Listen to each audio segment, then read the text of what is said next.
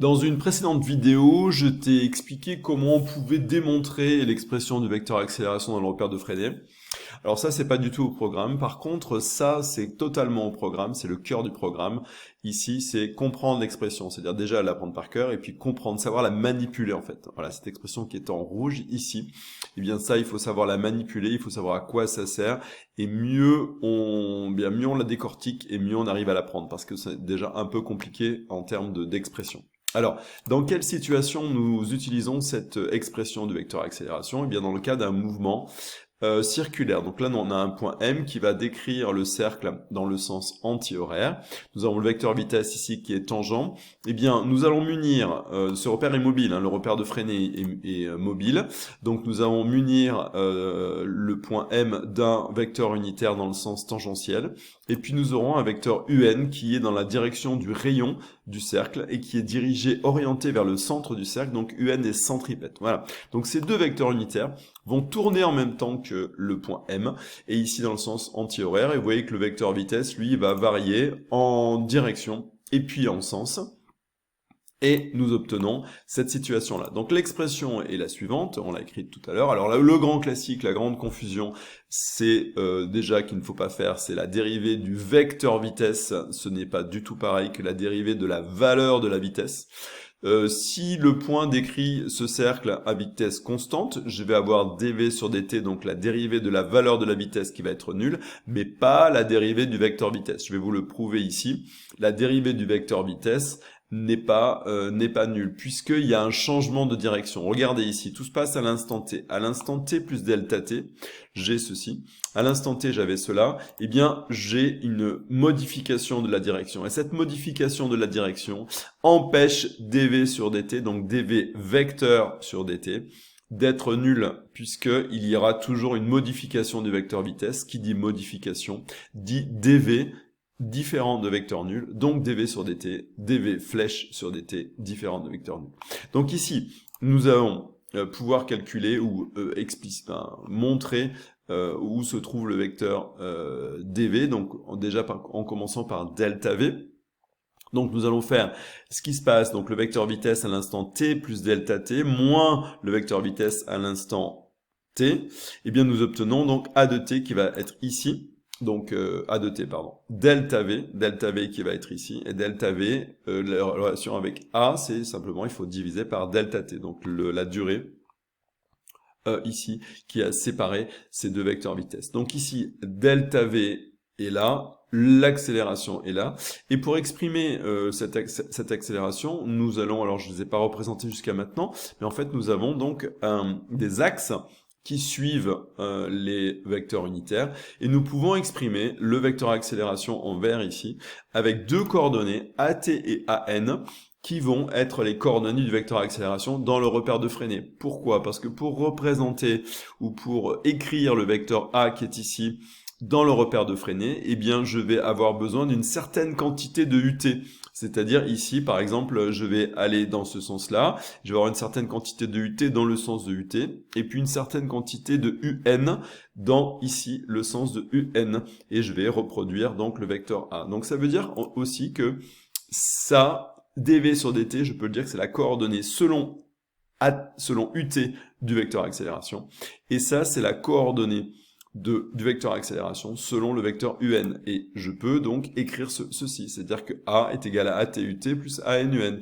Et surtout, mieux, je trouve beaucoup plus élégant à présenter cette façon-là, c'est-à-dire que la coordonnée selon UT du vecteur accélération, c'est dv sur dt, et la coordonnée selon UN, notée AN, c'est v carré sur R. Alors maintenant, nous allons pousser un peu cette formule dans ses retranchements pour la comprendre, et on va commencer par faire tendre R qui est ici vers l'infini. Donc si R tend vers l'infini, vous voyez que V2 sur R va tendre vers 0. Cette partie-là va tendre vers 0. Donc regardez ce qui se passe ici. Nous avons un cercle, nous allons pousser le centre du cercle de plus en plus loin, et en fait le cercle va venir épouser quasiment un mouvement qui est rectiligne. Et donc en fait, lorsque R tend vers l'infini, cette partie-là disparaît, et nous avons quelque chose une expression qui se simplifie, A égale dv sur dt ut. et nous allons retrouver des choses que nous connaissons. Donc ça veut dire en fait que cette formule, elle marche. Hein.